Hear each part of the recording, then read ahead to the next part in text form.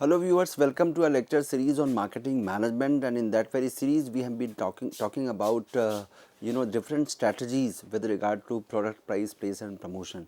And in that very series now I'll be telling you about what changes we are supposed to incorporate when it comes to deciding the place or distribution strategy with regard to marketing of services. And since we need a different set of strategy, that is why we are discussing separately here also that what kind of changes we are supposed to incorporate when it comes to deciding your place or distribution strategy. So distribution, or what you call as place, it actually plays a very significant role when we talk about the delivery of services. And here we have to understand that the very prime goal of service distribution is to make services easily and what you call as conveniently available to your customers. Your customers should not feel the pinch of reaching out to you when it comes to availing your services. So we have to understand that when we look at the place as a component of marketing mix, we should understand that from customers point of view it is customers convenience. So it should not at all be inconvenient to the customers when it comes to your place or distribution strategy. So the soul of it is that the service must ensure the convenience of the customers. So service characteristics, for instance, intangibility, inseparability, variability and perishability, these are some important characteristics of services. So we have to understand that the levels of service product, whether it is core or peripheral, all these, when we club them together, they contribute to the design of effective and efficient distribution decision. You can't ignore any of them.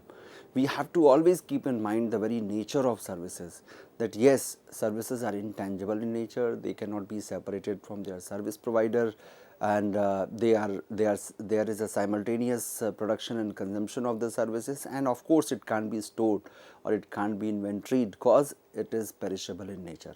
So all these factors, they contribute to the very design of effective and efficient distribution decision. So we have to understand that there are three different modes of services distribution when we look at the relevant literature which is available in terms of defining and designing the place strategy for marketing of services. So those researches, they actually suggest three different modes of service distribution, or what you call as transactions. So you can also call it as a mode of service distribution. So there are three different ways. Either customers are visiting the service site, that yes, for availing the services as a customer I need to visit to that particular site, or the second is service providers go to their customers, that the services of that nature where service providers, they have to reach out to their customers, and third one is service transactions are conducted remotely. So which means in this condition neither customers nor service providers are making a visit to that particular place, the service is being provided or the transactions are conducted remotely. So I will be telling you one by one that when customers are visiting the service site, or when service providers are visiting the customer's place to provide the services, or when nobody at all is visiting and the service is being provided remotely, in what manner this is going to change your place or distribution strategy, that is something which we need to understand. So let us start with the first one, when customers are visiting the service site. So first we should understand what can be the possible examples of the services where customers are supposed to visit the services site essentially. So if I have to give an example, I would take an example of a hospital. If a customer is willing to to avail the services of a hospital or healthcare services, they need to make a visit to hospital. Or if a student is willing to attend classes physically, then of course universities and colleges are there where they have to visit. If you are willing to enjoy a movie in a theater, then of course you have to make a visit to that cinema hall. Or if you are willing to enjoy at a health club, then of course you need to make a visit. So in these transactions, what happens, customers are visiting the service outlet to avail the service. So it is the very nature of the service which actually demands for your visit as a customer to the service site. That service cannot be provided at your place. Second category is where service providers are essentially going to their customers. So there can be number of examples for it. For instance, suppose if you want a security service at your home, then of course the security service provider need to send some sentinels or some security guards at your place, because you are availing that service.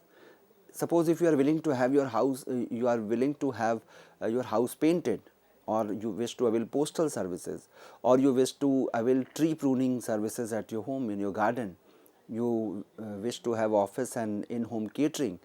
So these can be an examples where the service providers are essentially supposed to make a visit to your place or to your desired place wherever you want.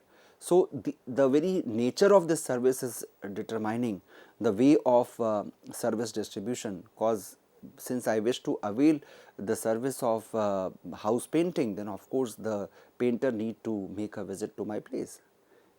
There I cannot carry my home or carry my room to that service provider's place. That is something which is impossible. So it is the very nature of service which is determining the way the service need to be provided. And third one is the service transactions which are conducted remotely. And if you ask me about the example of it, I would say the best example of that is getting consultancy services or getting advice with regard to your stock trading. So in remote transaction, what happens, there is no need to for service providers to have personal contact and face to face encounters with the customers. And examples are numerous: online ticketing, hotel and cab booking, purchasing insurance policies online, online trading in stock market, and many other services which are actually being used, which are actually conducted remotely with the emergence of ICT initiatives, that is information and communication technology revolution. We are actually using those services or those transactions remotely. So there we don't need any visit either by the customer or by the service provider to the place. I need to book my ticket online, so there is no need to pay a visit to the counter. I can simply log on to that particular site and book my ticket. So here comes the strategic decision with regard to service distribution. How to take a strategic decision, how to strategize this entire service distribution strategy. So the most important decision element in the distribution strategy relates to the issue of location of the service, so as to attract the maximum number of consumers. Your location should be as convenient as it can be.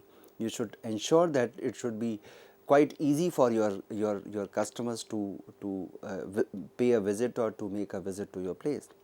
So the inseparability characteristic of service, for instance, those of doctors, teachers, consultants, they actually pose a distribution constraint, because they are able to serve only a limited localized market. Their market is localized. For teachers, we can say that now it is no more localized. Even through from remote locations, you can offer your services. But yes, for doctors and consultants or mechanics, suppose if you talk about your car servicing or your servicing of your motorbike, there it is they are actually serving to a limited localized market. So we have to understand this very limitation. So in deciding where to locate your service, you should always raise some questions in your mind. You should ask certain questions to yourself, and then you can decide the place where you should be. You can decide your location easily. So they would help you in arriving at the right decision with regard to place, or what you call as channels of distribution. So the first question is, how important is the location of the service to the customer? You need to ask yourself that the service which I am offering, to what extent it is important, location is important component of the services to the customer. Second is the service technology based or people based? The second question, whether my service is technology based or it is actually people based, where human touch is very much needed. Third one is, how flexible is the service? Can the equipment and people be moved to another location without any loss in quality of service which we are offering to? Is there any component of flexibility into my service? Can I take the equipment and people to the place where the service is being demanded for, or essentially they are supposed to make a visit to our place? How important are complementary services to the location decision? can we keep on offering the complementary services as well when we are changing our location? Next is, can the clientele be increased by locating services where complementary products or services already exist? Can I increase my clientele by locating at a place where the complementary products or services already exist? Next is, if you ask me about the example to this particular question, I would say the mechanic shops which are located next to the fuel stations, whether it is petrol pump or it is CNG pump, they are the best examples of complementary location decision.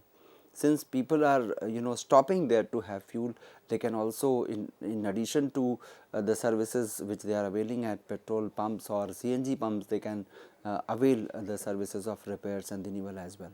So locating your mechanic shop close to a petrol pump, that can be a strategy of increasing your clientele. So my dear learners, these are the questions which actually determine the services marketing strategy which we are supposed to follow with regard to deciding the location. So depending on the nature of service or the offerings which you are providing, the market in which you are operating, and of course your objectives, you as a service organization, you can employ one of any one of three distribution strategies. First one can be extensive distribution, second one is selective distribution, and third one is exclusive distribution. So you have to decide from these three whether you wish to go for extensive distribution strategy or selective distribution strategy or exclusive distribution strategy. Now the question comes what they are. If you ask me to define extensive distribution strategy, I would say it makes services available to as many people as possible by utilizing a larger distribution network. So here the motive is to occupy the significant market share in that particular segment where you are offering your services. For instance, banking services. For instance, if you take State Bank of India, their objective is to reach to as many people as they can. So they are moving toward intensive distribution through the use of internet and mobile banking. Also they are having increasing number of retail branches for that matter. So here the objective is to go for having an extensive distribution because they wish to reach to as many people as they can. So that is the objective. So accordingly you will decide your location strategy. Second can be exclusive distribution, as the term itself is indicating that there is a component of exclusivity. So it offers services through a very limited number of outlets which are actually or specifically designed for a specific customer segment. Here the objective is to offer the services to a defined segment. Your target market is already defined. You are not going for mass marketing. You are actually looking for the niche marketing. So following an exclusive distribution strategy, highly specialized and non what you call as substitutable, because those services are non-substitutable. These services are being provided to the customer. For instance, if you are talking about specialized services provided by a hospital, they are actually providing a specific service at a specific location only. So if you wish to avail that exclusive service, you need to make a visit to that particular place. And then comes selective distribution.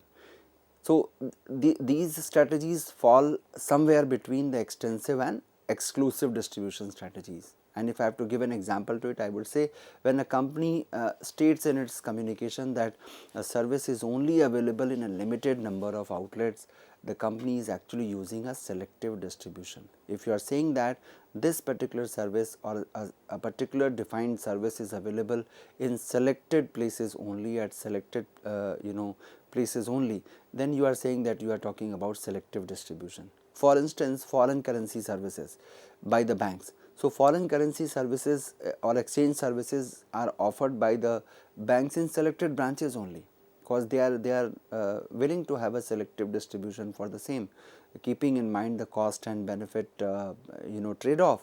They actually go for deciding this selective distribution strategy. So many services are selectively distributed through franchise models or the establishment of multi-site operations. So when we are finding this kind of strategy, it is not coming arbitrarily, it is coming as a part of strategic decision made by the marketer who is actually providing these services to us.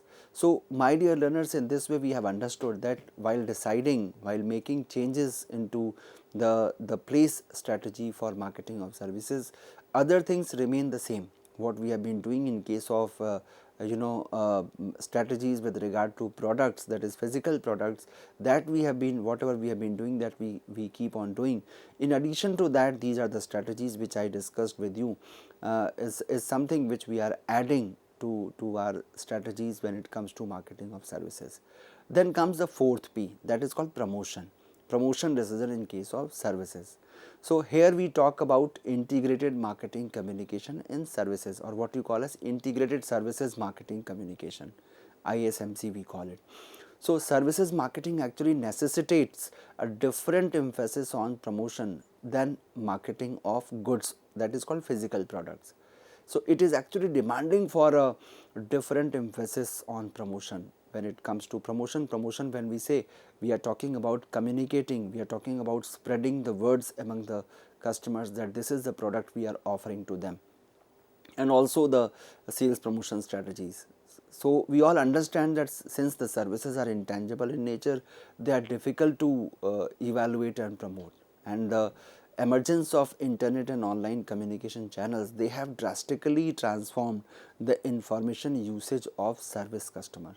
There is a drastic change into the information usage of service customers. Now the question comes, what are the key differences? How do they differ from the physical products or tangible goods when it comes to draw a comparison between the tangible and intangible? So the first very difference which I could find from different researches is that consumers of services are less likely to purchase without information than those of buying goods. When it comes to availing a services, customers want to be more information rich. They go for searching searching for the information intensively, because it is not like a product where the brands are there, where the brand names are there, and you are aware of that particular physical product and you are going to have a position of that physical goods. In case of services, there is nothing like that. That is why consumers of services, they are less likely to purchase without information. They wish to have a complete and detailed information. So the information needed is of very high level, or you can say very significant level of information is being sought by the customers or consumers before availing a particular service. The second difference here is the consumers of services will prefer personal sources over impersonal sources of information. They always talk to their friends, relatives and acquaintances. They always refer to the opinions of their friends, relatives, or what you call as opinion leaders before availing a particular service.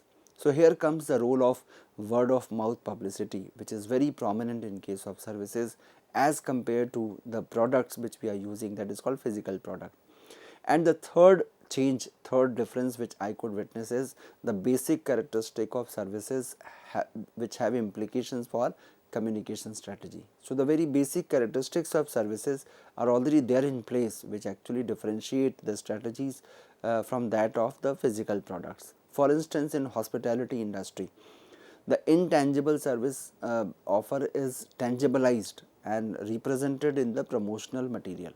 So when it comes to that particular industry, the entire motive is to tangibilize the services which are actually intangible in nature. So you are deciding on the strengths of the descriptions and the presentations in the promotional material. So we have to actually decide on the strengths of the descriptions which we are providing or representations which we are mentioning in the promotional material. That is something which is the core of the promotional strategy.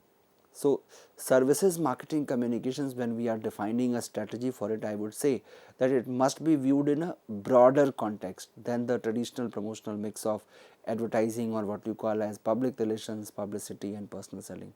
It should actually be used in a broader context. Why it should be used in a broader context? Because here the very nature of services, that is intangibility, it is not tangible in nature, it is intangible. So the location and ambience of a service delivery facility along with the behavior and appearance of service personnel, they actually contribute to the promotion of services, because they actually convert their services into word of mouth publicity. If people are satisfied, then of course they will percolate it down to their close groups, and in that way there is a word of mouth publicity. And now the time belongs to EWOM, that is electronic word of mouth publicity, where we are actually having reviews and opinions of customers online as well. Customers are giving their reviews. There is a star rating also with regard to your services. So those reviews are actually being read by the customers when they go for availing that particular service, because they understand that once we have availed that service and made the payment, we can't turn it back, we can't reverse it. We can only go for having a negative feedback, but to avoid that, customers are actually going through the reviews and communications. So we have to understand what is the solution. The solution is highly targeted communication. I am talking from the perspective of a marketer right now. So we should have, in defining our communication strategy, it should be highly targeted. We should define a communication strategy in such a way that it should actually cater to the requirements of our target market. So that is why we demand for highly targeted communication. So with the advent of ICT, I would say the firm's websites, online and mobile advertising, they are actually being used by the marketers for communicating about their services. Even mobile apps, social media and podcasting, nowadays it is very much in when it comes to communicate about your services. Podcasting and the possibilities for highly targeted communications, they have actually expanded. So these podcastings are being done just to give a personal touch to the communication which we are actually providing. Doctors are actually resorting to the podcasting. Even the actors and actresses, they are also doing, the musicians, they are also doing so.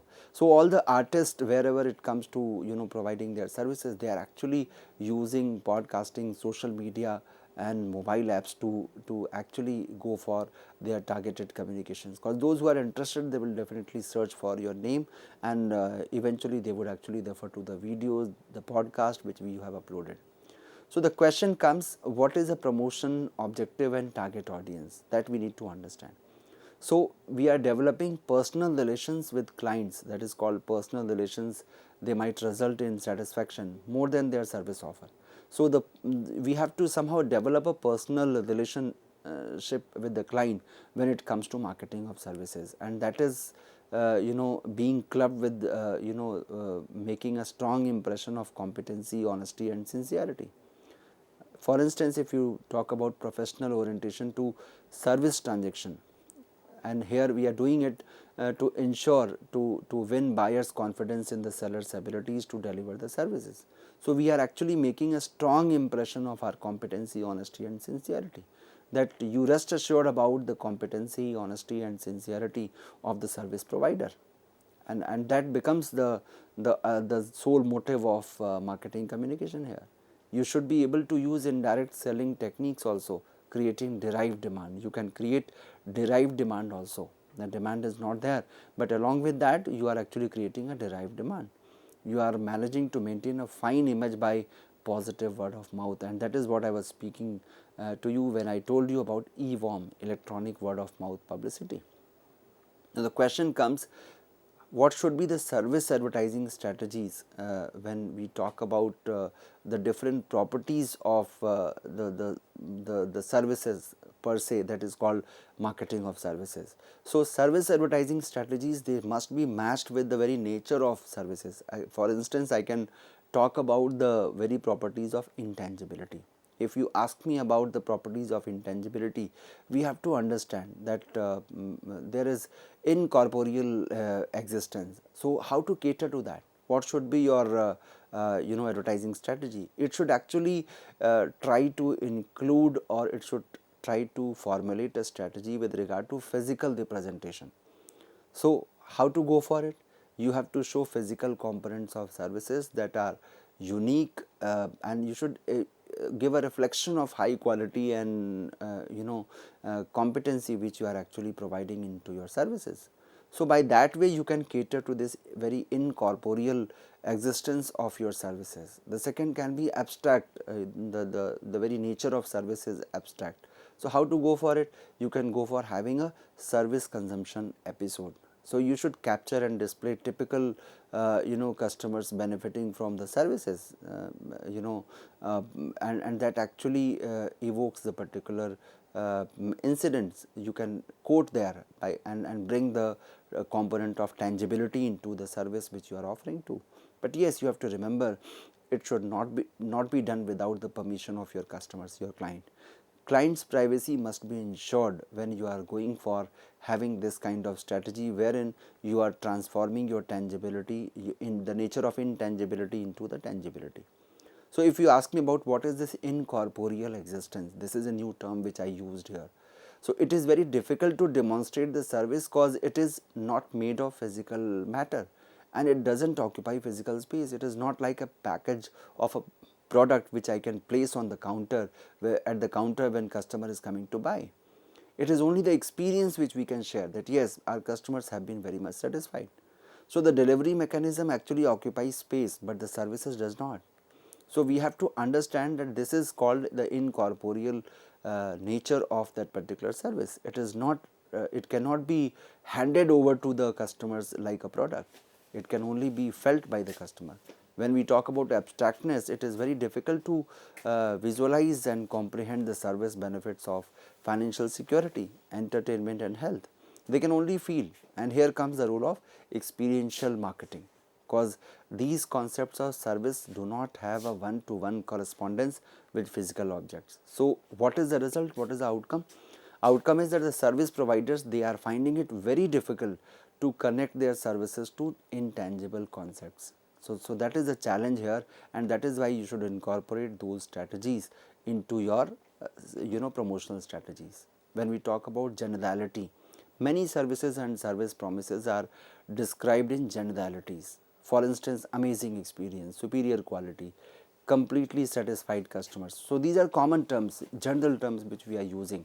So it is actually making it very difficult for a customer to distinguish them from competitors' offering. So you need to create some unique, you need to incorporate some unique features into the description of your services. When we talk about non-searchability, it actually refers to the inability of intangibles to be searched or inspected prior to purchase. So my dear learners, these are the changes, these are the significant points where we need to change our services marketing strategies according to the market demand. So when we are incorporating our promotional campaign, we need to keep in mind these important natures of or components of marketing of services, or the very nature of services, because services are entirely different from that of a physical product, and that is why we can't have a one size fit all approach with regard to advertising, and that too when we are doing it for services. So significant changes are to be made, significant incorporations are to be done when you are doing it for the marketing of services. With this I am concluding this very session of mine. Thank you so much.